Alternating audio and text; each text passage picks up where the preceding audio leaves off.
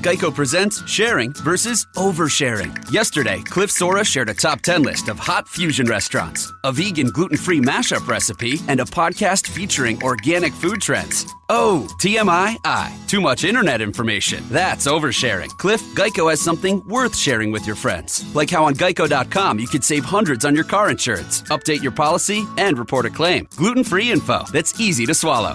Geico, 15 minutes could save you 15% or more on car insurance. Somebody break these chains. Wrapped around their heart. I don't want to leave it. I'm begging for mercy. Gonna break these chains. Oh, help me now. Break the shackles, walk around, and I'm on my way. Market's here. Shaman's Harvest, huh? I'm here for the beginning of the show this time, so you know it's going to be good. That's right. Tennessee's finest, Shaman's Harvest, our favorite band of the show. This and is maybe a big the week fans' for them. favorite show. This is a big week for them. Going on tour, it sounds like. Yeah, in this moment, and hell yeah. And Drew McIntyre is the TNA World Heavyweight Champion. So I'm not going to say that Shaman's Harvest is the reason that he won the belt. I'm just saying they did his entrance theme and he's a champion, so you guys can draw your own conclusions from that. Does that somehow tie back to us? I feel like, I was a big supporter of the Chosen One, Drew McIntyre, during his ascent and descent in WWE. So I would just like to let Drew know that he's welcome and that I don't need a fruit basket, but I would like a fruit basket to show your gratitude. So thank you. Either that or an enrollment into the Jelly of the Month Club. One of those two would be fine. Just DM me on Twitter, and we'll make the arrangements for the delivery because I don't want to tell everybody my address.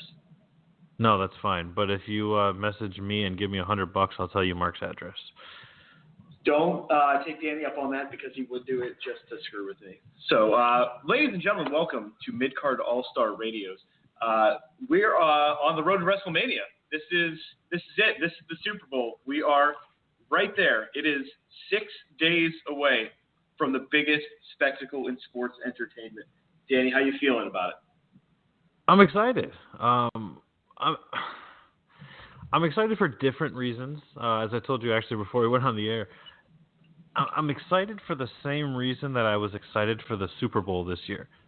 I didn't care about the Broncos or the Panthers, but I was just excited because, oh gosh, this is a Super Bowl. Kind of the same feeling for WrestleMania, especially after the way Raw went off of the air tonight, which obviously we'll get into a little bit later on. But it just seems like there's still so much of a cluster and so many loose ends and strings that need to be tied up that just didn't quite get there to me. Let's clear all parameters for the listeners, though. Danny is a Detroit Lions fan, which means he's never excited for the Super Bowl. He's only excited for the event. Yeah, that's great, Calvin Johnson. I mean, hey, you guys are going to be great next year. But yeah, I think the way you feel is probably the way that a lot of the listeners feel. It's definitely the way that I feel. Nothing is really jumping out at me. Nothing is really making me want to, watch.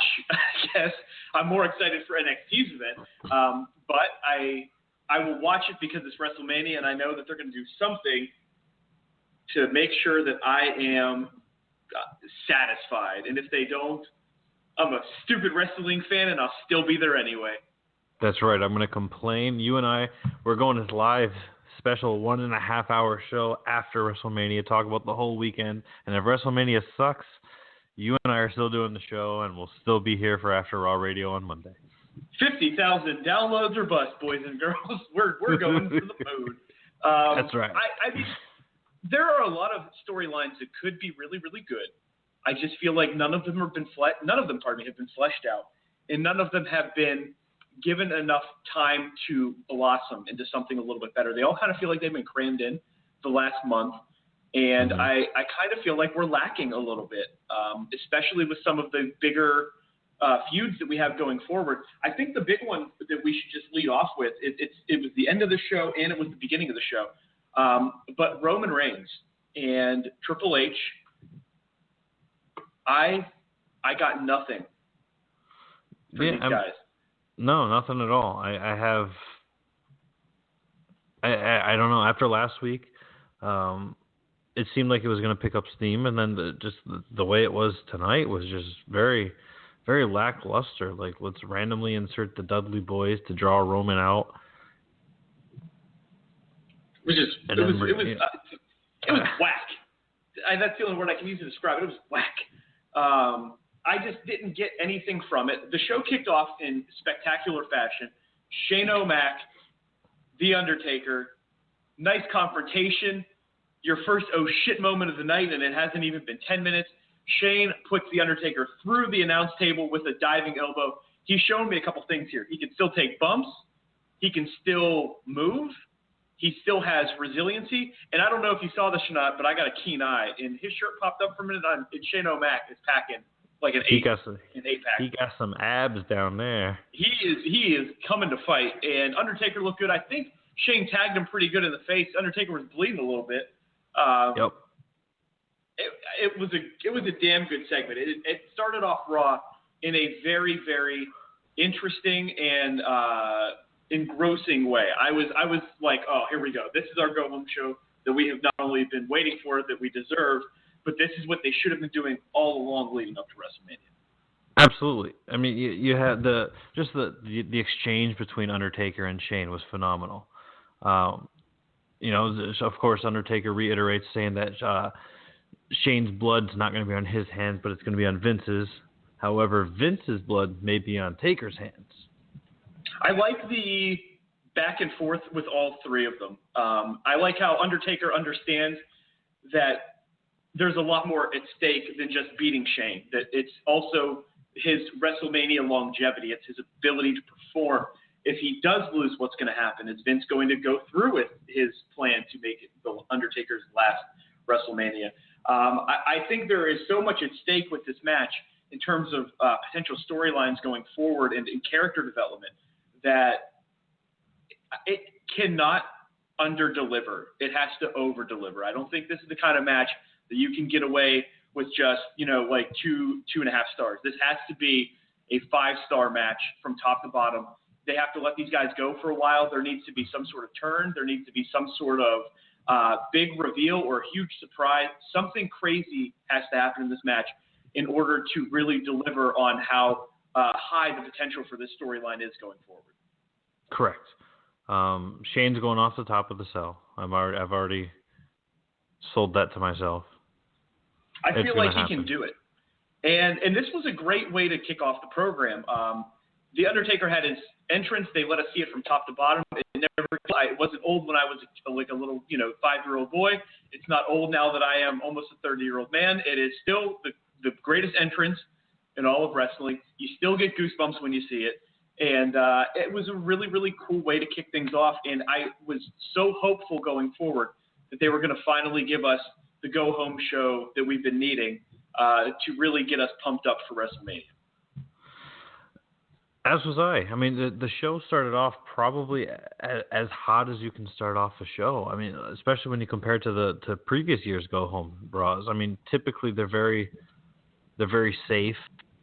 They just finish doing that final build to WrestleMania, whether it's a big step towards it or it's a little step, but they're always safely done. I personally felt that that's what they did again tonight after this first segment. Where else did you feel like they made some misses? Yeah, I mean, I feel that. I mean, yeah, we got the Jericho and AJ Styles match finally. After Jericho gets distracted by AJ Styles, and then Zack Ryder hits him with the roll up in 1, 2, 3, and then Ric Flair. The Ryder Revolution is a lot. Yeah. Okay. Yeah. Let's just stop for a minute. Let's just talk about that for a moment. He needs to get rid of the beard. And my one complaint about this segment is I didn't like Jericho's promo at the end of the match, and that's usually weird because he's one of the best promo guys in all of sports entertainment, but he didn't have it. It was are you ready for this? This will be the worst day of your life. Pause for 3 seconds because it's going to be bad. Pause for 3 seconds. Things are going to be tough for you, AJ. Pause for 3 seconds. You're not going to like it, AJ. pause for 5 seconds. It will be your last WrestleMania. It was not a very Jericho promo. I've never seen him be anything but gold on the mic. So it kind of felt flat, and it didn't have the excitement that it could have had. When he talked about, I've had 12 WrestleManias, I've won heavyweight championships, I spilled blood. I think it would have been a great cue for AJ Styles just to run in there and just be like, yeah, but you also lost to Fandango, so anything's possible. And it could have really heightened that feud just a touch more. I don't know. Maybe I'm just trying to write it myself, but I think I would have enjoyed a little bit of back and forth banter between the two, because AJ is actually not a slouch on the mic. Right. No, he's actually. A lot of TNA guys get credit for not being very good on the mic. AJ Styles is not one of them. He is good on the mic. He can cut a promo. I mean, he's been doing it forever. He can hang in there with the best of them. He's not going to give you a promo that's going to blow you away, but he's not going to give you a Roman Reigns style promo either. Well, suffer and succotash, Danny. I don't know if you're right about that or not, but you could be. I just didn't really care for that part of the segment so much. I like that they've got the match going though now, but this is a match that should have had build up for weeks. This should have been as soon as Jericho turned. They should have announced the match. They could have had a couple back and forth bouts on SmackDown or Raw to sort of set the stage. Maybe Raw could have been a rubber match for them, WrestleMania could have been a rubber match. I don't know. I like that Ryder got the win, though. It's good for him because it makes him look like a viable threat going into the Intercontinental title ladder match. So I kind of think that that's a neat little thing that they let happen there. Ryder is still over as ever. I don't care what anybody says.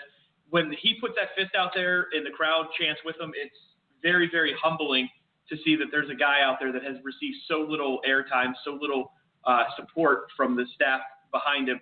But the crowd he's still over as all hell with everybody. He's still one of the top 5 most over guys of the show. I mean, that woo, woo, woo, the crowd was into it, and they dug it. And that's something that I kind of am sad for going forward, because you know that those guys aren't going to be getting the kind of, the kind of push that they deserve. Guys like Stardust are kind of just being shoehorned into the match, and Sin Cara, because he doesn't have a tag team partner anymore because he's being built as the new Rey Mysterio. And, sometimes it's just tough to see that happen to those guys. It is, because it's almost like they just picked guys like, hey, it's kind of how like they'll do the random 95-person tag team matches. You know what I mean? Every year there's always a big tag team match. There's always a 10-man tag team, or in this case, 10 diva tag team match. But there's always like, crap, we got to get these people on. How are we going to get them on? Let's just throw them into a match. Yeah, and there are guys in the back that could be in this match as well. So it's a little bit rough to see what happen to them, especially when there's the Battle Royal that some of those guys traditionally get put into anyway. So it kind of feels like an extension of that to a small degree, that we're seeing guys like Ryder, Sin Cara, Stardust being placed into a matchup for a title that, about a year ago they said, we're going to put more emphasis on it. We're going to make this mean something again. And now there are 3 guys that have absolutely no chance. One guy who has been to the top of the mountain keeps getting pushed off of it.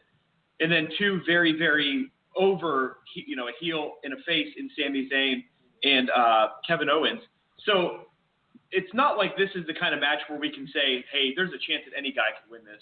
It's not like a Money in the Bank where you've got like 3 or 4 guys you can sort of extrapolate storylines for and say, well, hey, Stardust won this match. He could do this with it.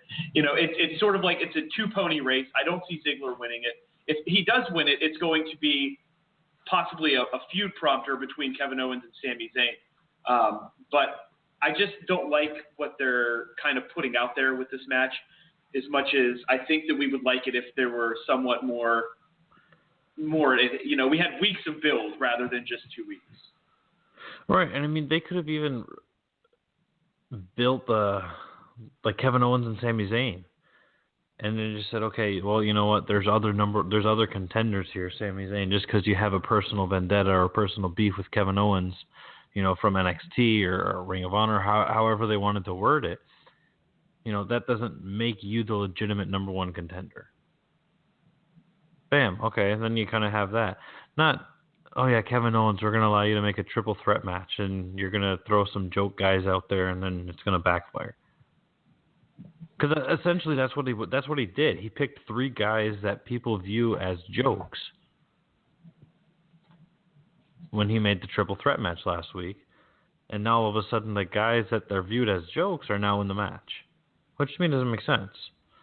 Yeah, I'm a huge believer in utilizing your talent to the best of their, potential. And I think guys like Ryder, Cody Rhodes, I think they are underutilized beyond reproach. They're phenomenal competitors. They're always gold in the ring, good on the mic. These guys have a good connection with the crowd.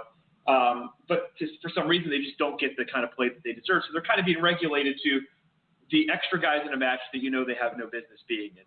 And it's sad because it speaks to the effect of their characters that what has been presented to them hasn't worked. And it's kind of humbling, and I've used that word a lot tonight, or so far twice. Probably I'll be using it several more times, because that's sort of how I feel about the way that some of these talents are being underutilized. That you see guys like, we were joking earlier, Drew Galloway, Drew McIntyre, going over to TNA and becoming a World Heavyweight Champion. EC3, leaving the developmental, blossoming into a bankable top-tier superstar, becoming a champion. It makes me think that guys like Ryder and Cody Rhodes, what happens when those guys decide to leave and go to other promotions, go to GFW or go to Ring of Honor or somewhere else where they've already made their money, they can stand to take the risk. What happens then to the viability of those guys? It feels like for every Christian, where you go over to TNA, you become a 3-time TNA World Champion, or however many times it was, you create your peeps, the whole thing. And then you come back, you have moderate success back in WWE, you win a World Heavyweight Championship, you're an ECW champion. For every one of those, it feels like there's 100 guys that make that transition and then they never get to that next level anyway, despite making themselves stars elsewhere. You're right. Yeah, and I was listening to Stone Cold's podcast with Vince Russo from earlier in the month, and what they were talking about was actually pretty interesting.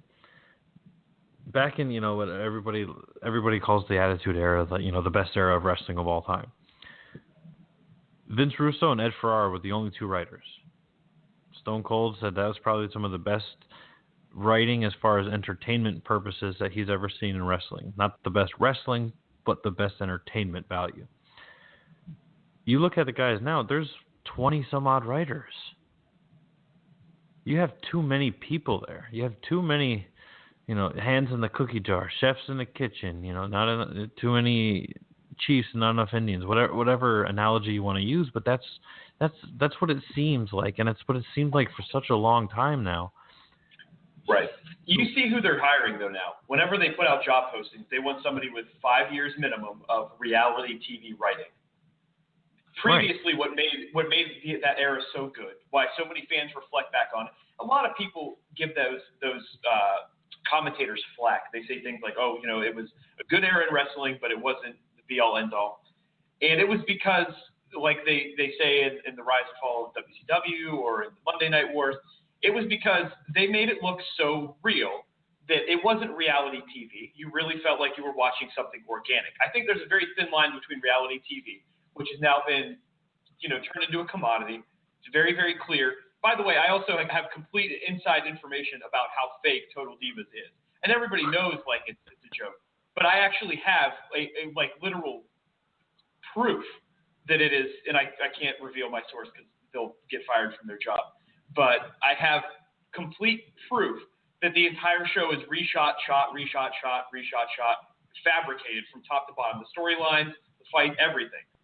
Can't reveal the source. But I wish I could. But they swore me to secrecy about it. But it's like they're not producing reality TV in the sense that we were used to when we grew up, where it was sort of the Wild West and no holds barred, and whatever happened on TV happened, and Janet Jackson was getting her top ripped off. I mean, it was all sorts of wild stuff going on back then, but since then it's been reined in.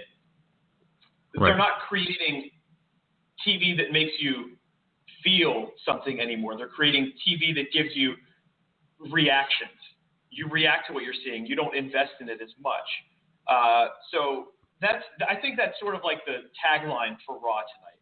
is like you were saying, it was very safe, and it felt like you were being spoon-fed the lead-ups to WrestleMania instead of getting yourself hyped up and people talking around the water cooler the next day. It becomes one of those like, oh well, that was kind of, yeah, it was okay.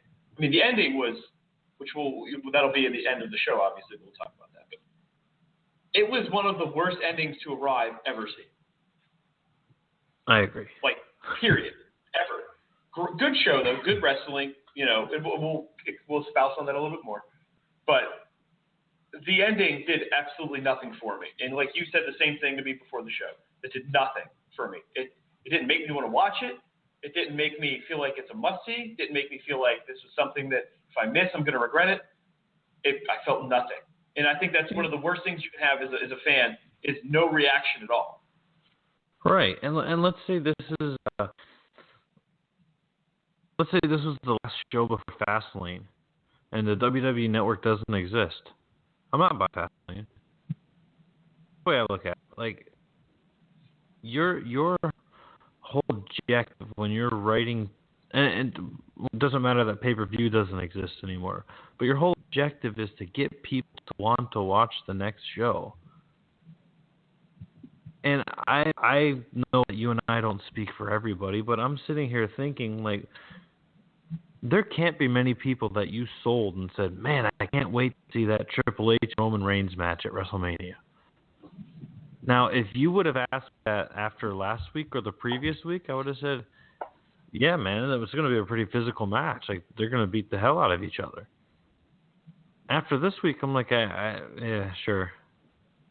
Like, I don't even want that to close. And you know what? I don't see how it could. I think, honestly, either Undertaker and Shane are going to close, or it has to be Ambrose Lesnar. I don't see how you can have Reigns, Triple H be the closing match. I just don't.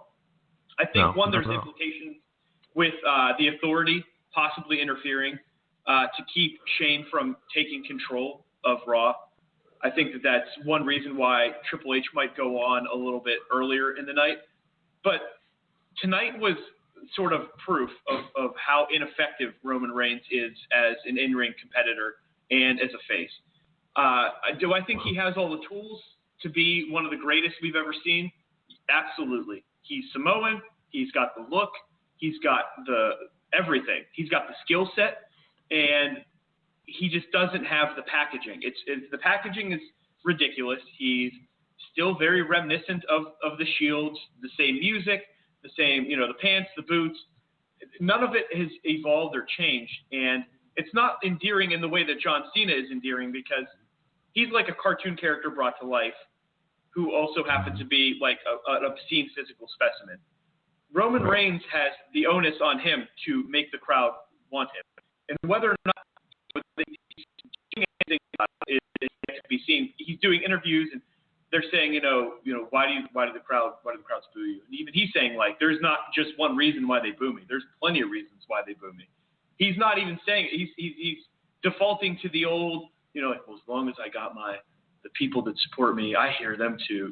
It's like that's a very vocal minority, buddy, that you're talking about, because crowds are eating you alive, and it's not pleasant to see somebody who, a year or 2 years ago, I was saying theoretically should be the biggest thing in wrestling, doing what he's doing the exact same way 2 years later to very little fanfare.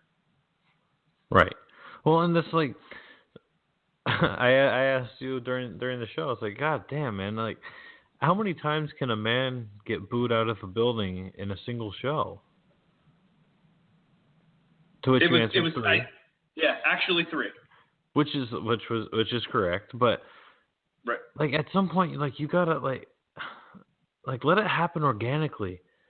You know what? Let Roman Reigns walk his limping carcass out to the ring at the end of the show, and the crowd boo the hell out of him as he's walking to the ring, and flip off the crowd. Do something. Yeah, just give it to him. Just like go bananas. Yeah. Your cousin did it, man, and it was awesome.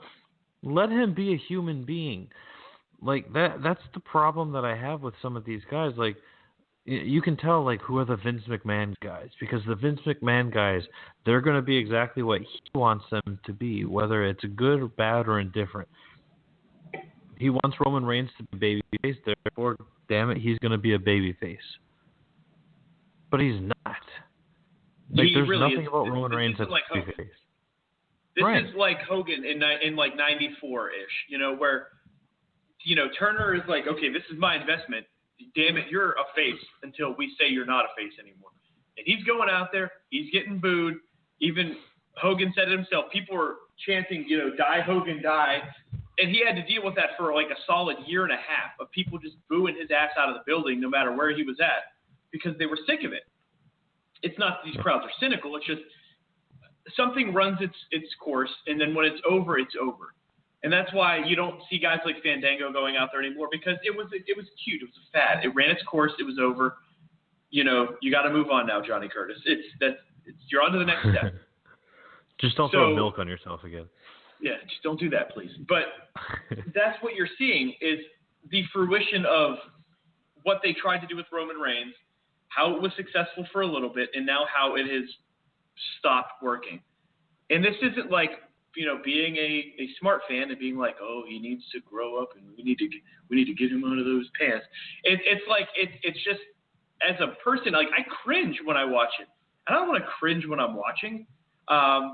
It's like, I don't know. I can't really describe it. It's like when you watch one of those YouTube videos of somebody asking a girl to prom and she says no or something like that, and you're like, oh, geez, man. And you like turn it off. Or like watching a sex scene in a movie with your parents. Like, you don't want to watch that with them. Like, you cringe. You don't enjoy it. You're not like, oh, that's great. This is hot. You're like, oh, I don't want to see this. That is what Roman Reigns has become. And it's not like as a smart fan or as a commentator, or we have a radio show and we want to talk about how much he sucks. He doesn't suck.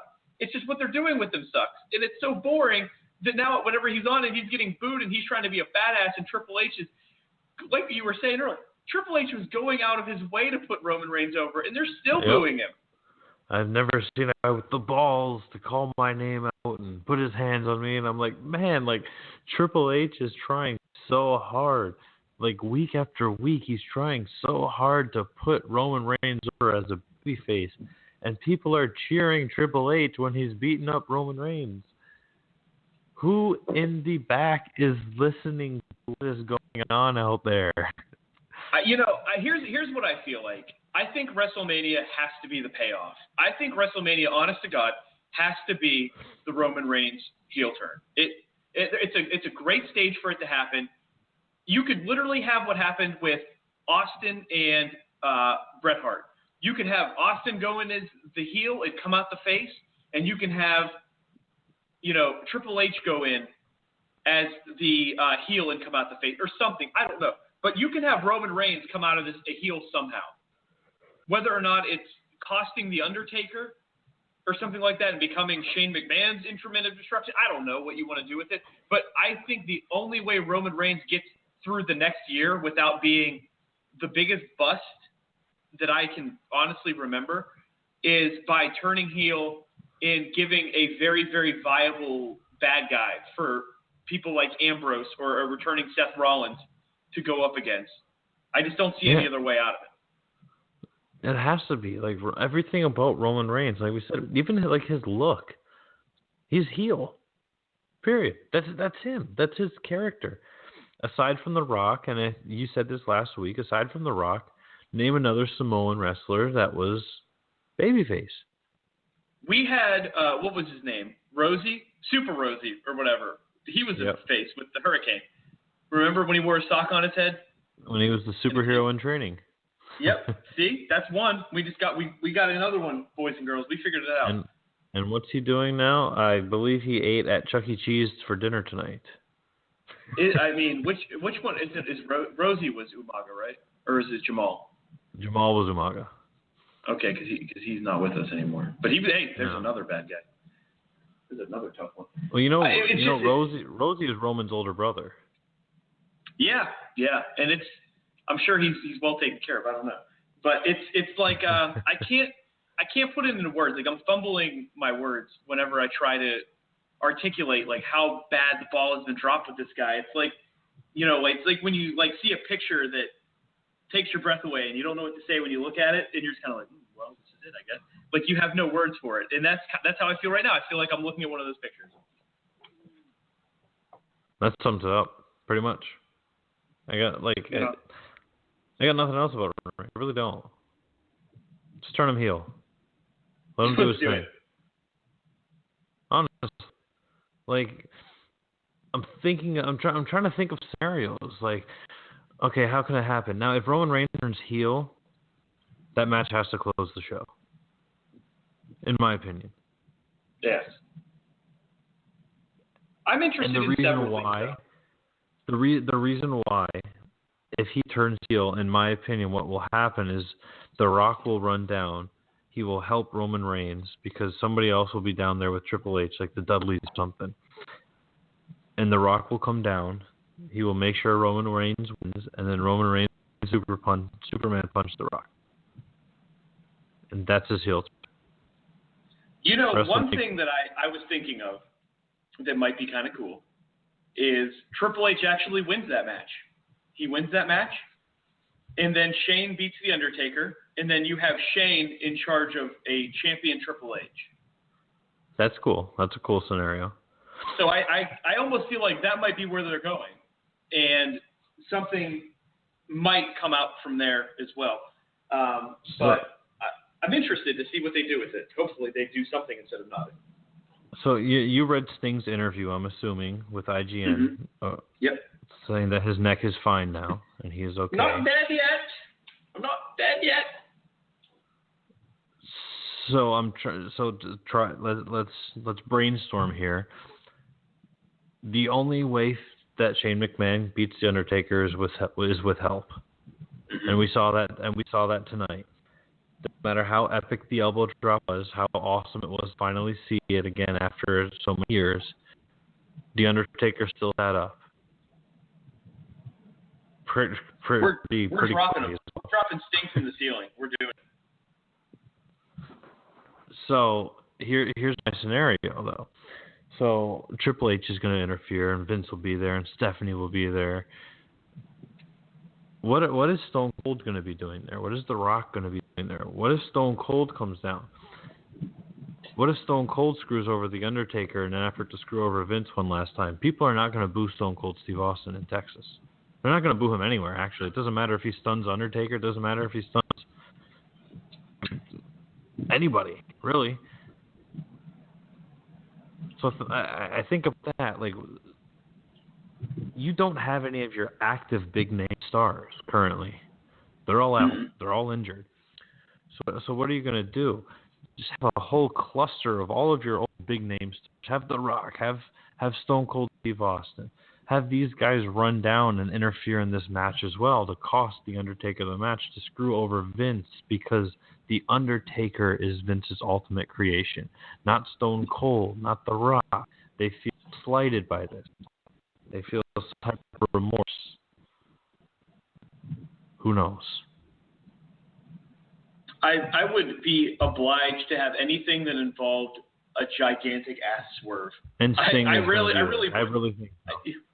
We're dropping his broken ass from the rafters. We're going to staple a baseball bat to his arms, and he's going to hit The Undertaker with it, and then we're going to jettison him right back up the bungee cord, and he'll be fine. His back won't break. Nothing bad can happen. Body cast and all. He'll be fine. Look like the Michelin Man coming down from the rafters. It'll look great on TV. I promise. Make sure you watch it in HD. I would like something like that to happen. I think that there's a very high ceiling for the possibility of something great happening. That's why I'm tempering my frustration with Roman Reigns, and I'm tempering my frustration with how Raw ended tonight, because I feel like it can go one of two ways.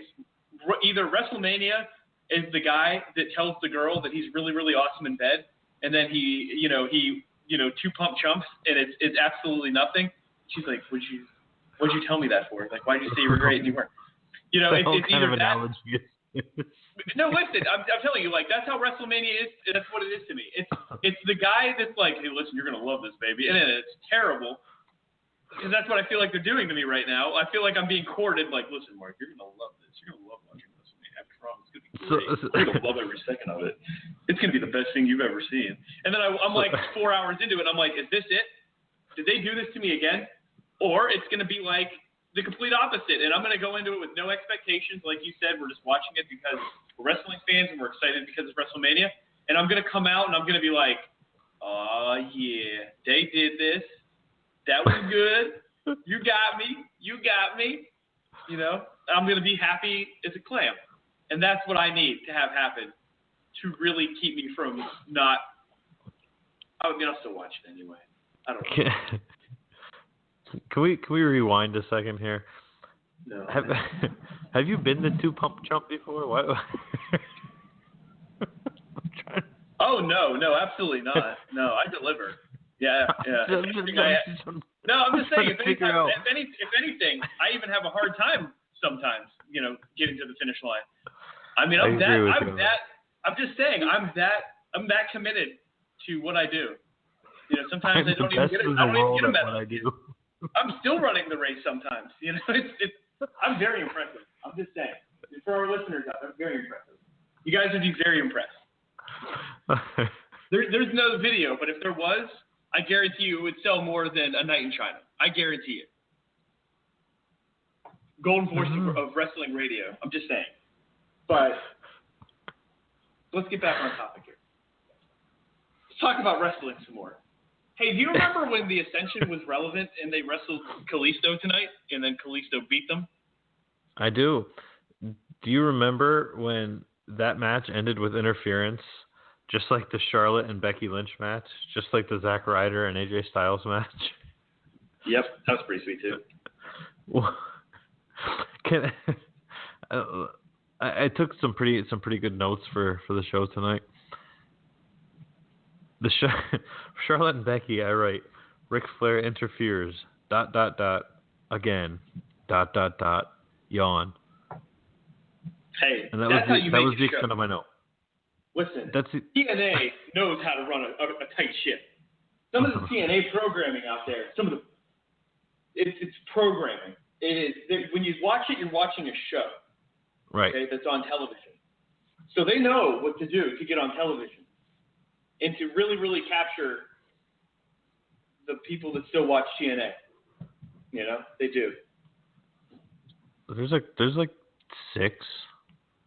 I'm pretty sure that Matthew from Botchamania summed it up really, really well whenever he was talking about the hiring of Sin Cara, and they did the video Sin Cara Mania, which if you folks haven't ever watched Botchamania, it's my reason for living. It's the funniest series of videos ever.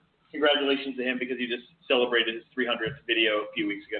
But they did a great video called Sin Cara Mania, and it was Jim Ross, and he was talking, and there was a Spanish translator, and underneath the Sin Cara thing, they said, why is he hired? And then it was very simple, and it said, because kids love masks.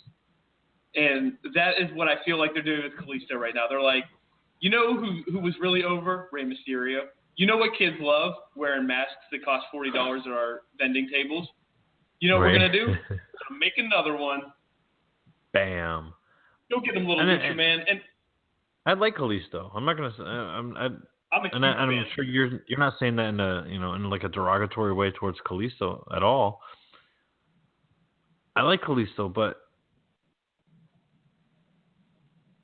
him being the United States champion kind of came out of nowhere. It hasn't built into anything.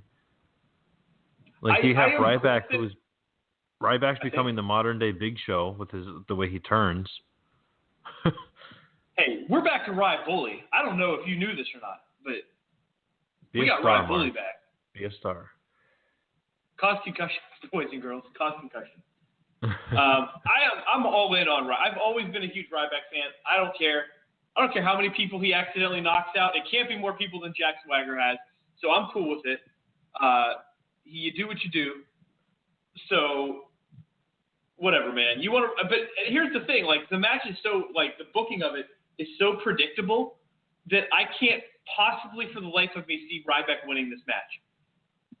I just not can't. at all. Like, not at all. He's going to get Selena Del Sol or whatever it's called, possibly running off of a top rope. Now, I don't know how they're doing it, but whatever it is, it looks sweet, so I'm down with it. It's just I don't know, man. It's sad because I've always liked Ryback, but that guy is never going to get his dues. He's never going to be a World Heavyweight Champion. I thought he was going to be for a while. If Ryback loses, I believe he'll now be 0-4 at WrestleMania. God, so bad. It's tough. It's awful. And I don't understand why. I don't know, man. Stepping stone, I guess. It's just rough to watch it happen to him over and over again. And if he beats Kalisto, I will be surprised as all hell. I would be like, no way. It's not because if this is a real world and these two are fighting, I'm probably putting my money on Ryback. Yeah, absolutely. Just smothering that young man to death. But this isn't the real world. This is the fantasy world of professional wrestling, and I don't like Ryback's odds. You know, I'm not. Nope. If I was a bet man, I'm gonna go with Kalisto in 7 minutes. Sounds about right. That's miserable. Yeah, that's give or take. You got about 7 minutes. Yeah, it's about 5 minutes for the 10 Diva Tag Team match.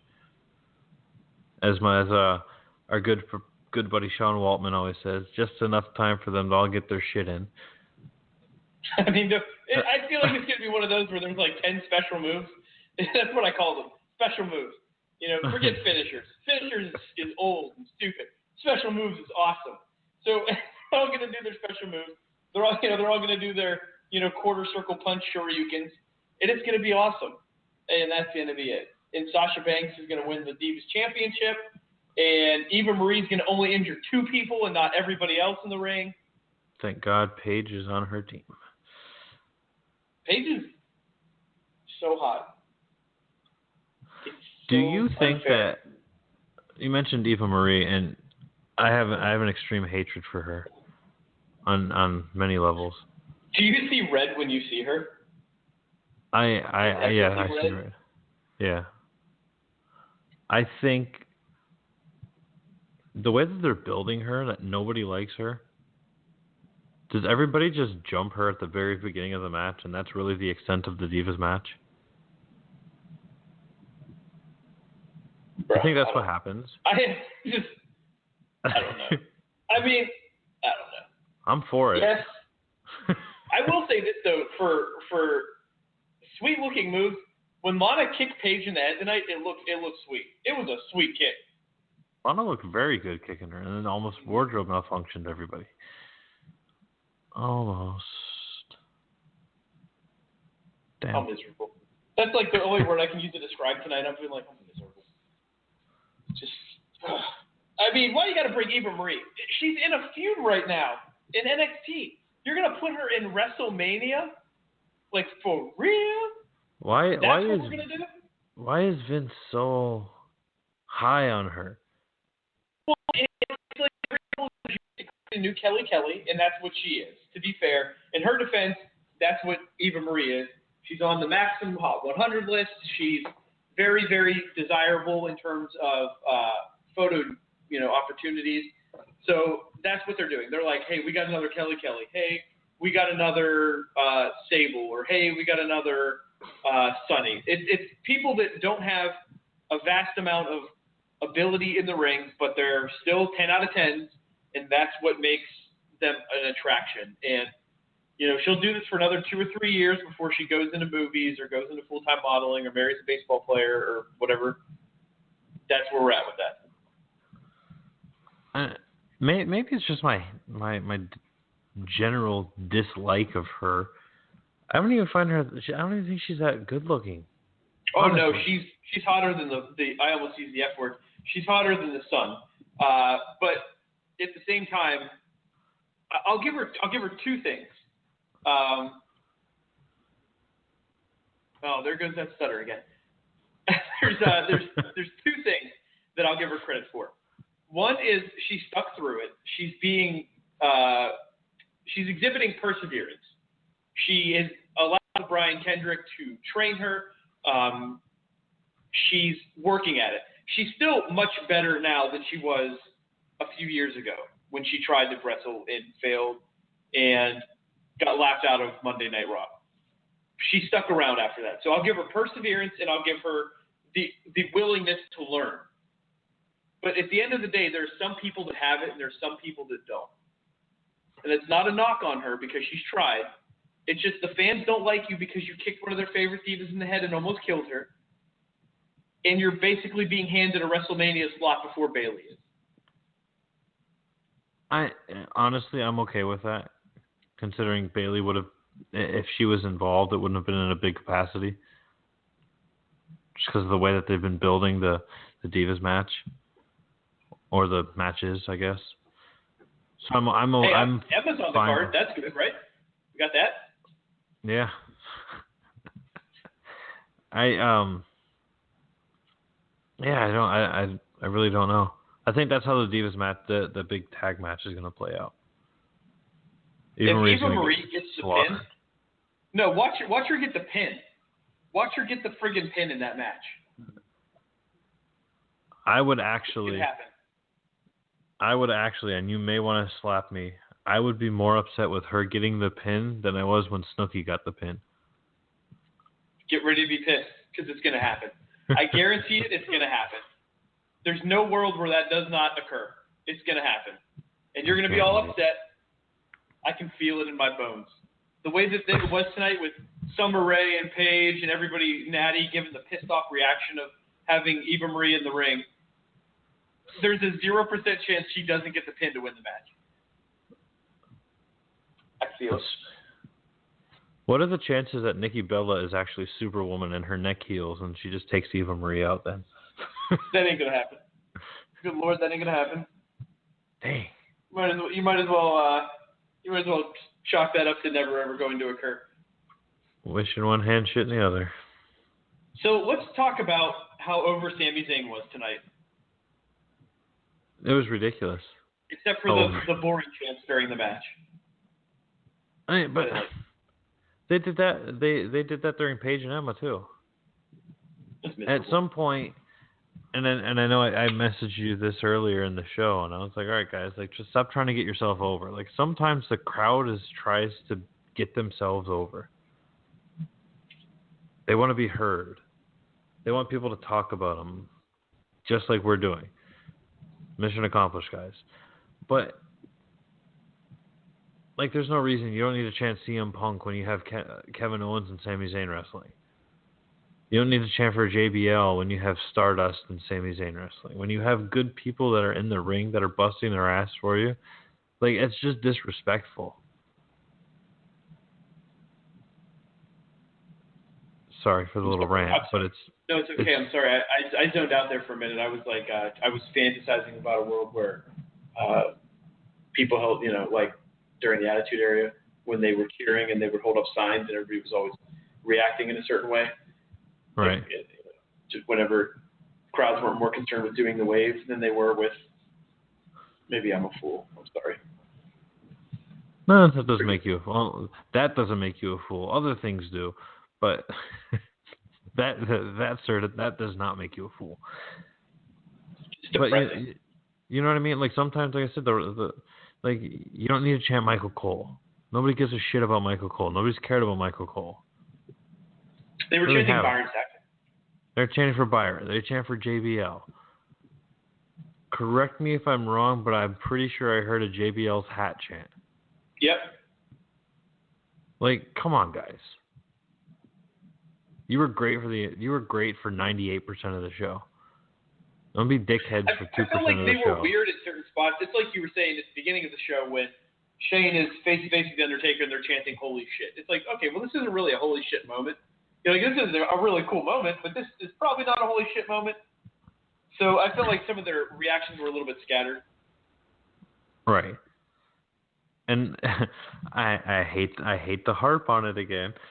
And you know that for some reason I agree with a lot of he's a good talker, but going back to Austin and Vince Russo,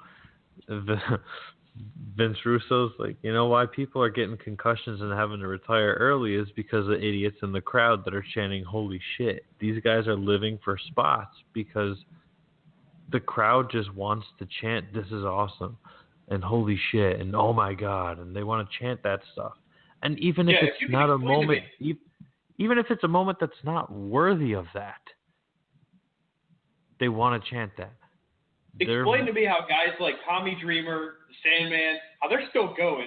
These guys got their asses beat with canes and chairs, and they're still going, and they're fine. And then you got, Daniel Bryan, who does a flying headbutt, and he can't walk anymore. He has to retire. Right. The world is an unfair place. I agree wholeheartedly. Maybe Daniel Bryan will come down and interfere. That would be so friggin' sick if he did that. I think he's going to be there at some point. They want 105,000 people chanting yes at some point during the show. Which, by the way, is going to be freaking nuts. That's a lot of people. Yeah, I mean, I heard that they were also trying to situate certain levels of seating to actually get more tickets involved, to get a slightly larger crowd as well. That's what I heard. Supposedly they're going to be able to get like another 4,000 or 5,000 seats in there. Yeah, I heard 109 was the number that I heard. Yep. That's insane. That's an insane amount of people. Who knows? I am excited for the spectacle though. It's never not entertaining, but it's right. Certain WrestleManias you remember more than others. Like if I tell you, hey, tell me about 17, you're going to be able to go on for quite a while about the events that unfurled at WrestleMania 17. If I tell you, like, hey, tell me about 22, you'll probably be able to go on about a few things, Yep. Tell me about 7. Tell you about 7? Tell me about WrestleMania 7. That featured Hulk Hogan versus Sergeant Slaughter. The wonderful blindfold match between Jake Roberts and Rick Martel.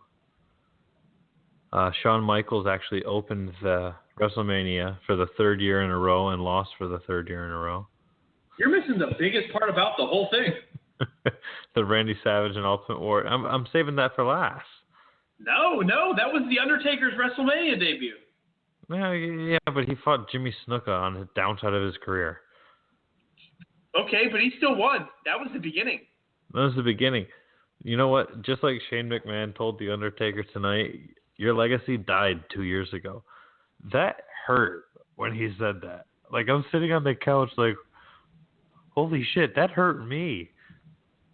Like, it really, like, damn, man. Like, you went there, and then the crowd chanted Suplex City.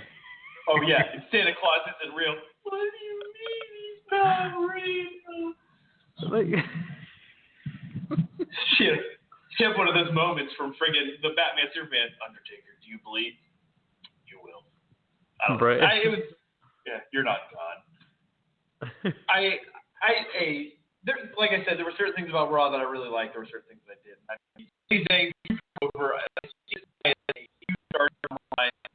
I need him to be a star down the line. I need to believe that people from NXT can succeed on a grander scale. And I don't mean guys like Seth Rollins, who was the inaugural NXT champion. I mean, of course, you see guys like him and Roman and Dean, but they're also products of, not Roman, but they're products of other organizations. They learned the business in other, areas. Same with Sami Zayn and Neville and guys like that. But I need to be able to believe that you can move up from NXT and it is a real thing. We were joking earlier. There was a Tyler Breeze sighting. What? The Big Show and Kane were when they're just choke slamming everybody, and you see Sandow run in, and the crowd pops for Sandow, and it's just sad that's what I see whenever guys from NXT come up. I see guys like Breeze, and I see the Ascension, and I see Sin Cara, and I look at these guys, and I'm just like immediately bummed out because I'm like, okay, you're taking them away from NXT, which is the hottest thing in wrestling right now. You're taking them away from this, where they were flourishing, and you're putting them up on your main roster, and they're enhancement talent on your main roster. What does that say about the level of NXT? Yeah, that pisses on NXT, which is exactly. ridiculous. The longest reigning tag team champions in NXT history walk into a ring and get beat in 2 minutes. I really wonder if the Ascension were ribbed. Because remember, they debuted, they were super hot, and then the second week they cut the promo like, we're better than the LOD. We're better than Don. Like, did somebody tell them to say that? Or did they just like, hey, here's the mics, kid. Go out there. There's no way, because I've never, ever think, I don't ever think there will be a superstar who gets to debut on Raw and they're like, you know what, you're gold on the mic, you just do your thing, son. Like, Bray Wyatt is a special case, and Stone Cold or The Rock, they were special cases, but they get notes. They get like, this is what we want you to touch on, but we're not going to tell you what to say. Right. So before Wyatt goes out there, he goes, okay, got to talk about this, got to talk about this, got to talk about this, but he frames it in the way that he wants to, because they know that that's what he's very, very good at. So it's confusing to me that they would set them up for absolute failure. And you know what? They weren't over with the crowd in the sense that the crowd was booing the shit out of them. But that's great. They're heels anyway. They should have gone out there and they should have beaten the asses of those legends that they were talking down and running down in their promos. And they should have been able to propel themselves forward. They should have had a good feud with the Usos or something like that. I feel the same way about Neville. I see guys like him that probably should have already held the Intercontinental Championship or the United States Championship, or hopefully down the line, the Cruiserweight Championship. But instead of seeing things like that, we're just seeing the same kind of run around with these guys who their build is high level talent, and he's going against Neville tonight. But at the end of the day, when you're watching it, you know who's going to win, and that's not a good feeling. No, that's what I don't like, and I don't like to use the word predictability because a lot of the internet fans do that. Like let me throw something out here because we only got a few minutes here. So you look at our internet fans in the wrestling community; they piss and moan about being predictable. You look at the fans in any other sport, and they want it to be predictable. Oh yeah, LeBron James is going to win for sure. See, I told you. Oh yeah, I'm trying to think here. Ronda Rousey's definitely going to win.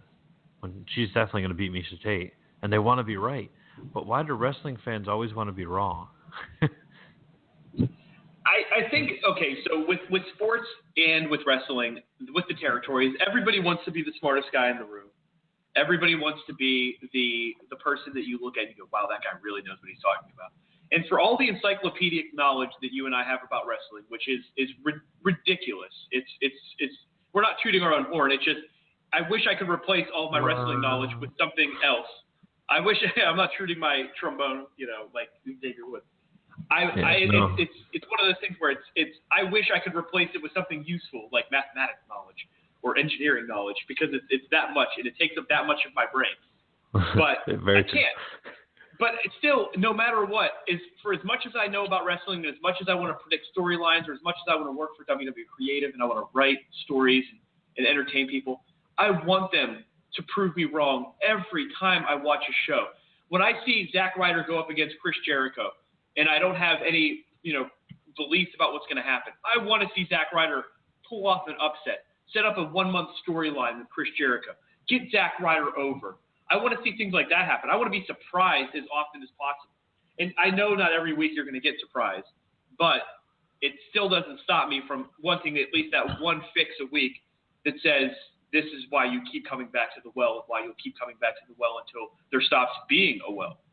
Yeah, and it's not even that. Like, go back 15, 20 years ago and look at, excuse me, look how many guys were over then. Look how many guys were popular. Look how many guys were winning matches. Like, the New Age Outlaws are one of the most popular tag teams and one of the most successful tag teams of all time, but they didn't win every week. You don't have to win matches, but you got to be on TV. You got to get something interesting going on. And some of it, some of it's the booking, some of it is the wrestlers as well too. Like, you know what? Zack Ryder is one of the few people who actually have taken the chance. And it worked out for him at one point. It worked out very well for him. Why it failed at the end, I don't know. None of us will They ever took it really away know. from him. But, here's a title run. We're taking away your show on YouTube. But, folks, we just want you to be as excited for it as we are. So that's why, like Danny said, we are going to be doing the hour-and-a-half show after WrestleMania. You can either listen to it live or on downloads. I believe Danny has us being set up on YouTube. And we are live currently on iTunes. How can they search us on iTunes? Is it Midcard All-Stars? Midcard All-Stars on iTunes. So make sure you check that out. Feel free to put us on your downloads so you can listen to us on your commute to work. So get excited, boys and girls. You got the Hall of Fame, you've got NXT TakeOver, and you've got WrestleMania coming up in just a few days. So as always, stay fanatics. We'll see you soon. Thank you. Geico presents sharing versus oversharing. Way early this morning, Brad Higdon shared a major spoiler alert from everyone's favorite hit show, sad emojis to express his feelings about the plot twist, and a playlist he made to drown out his sorrows? Dude, oversharing alert. Brad, Geico has something worth sharing with those who haven't befriended you. Like how you could save hundreds on your car insurance at geico.com. So stop moping about the post-apocalyptic world and start saving in the real world. Geico. 15 minutes could save you 15% or more on car insurance.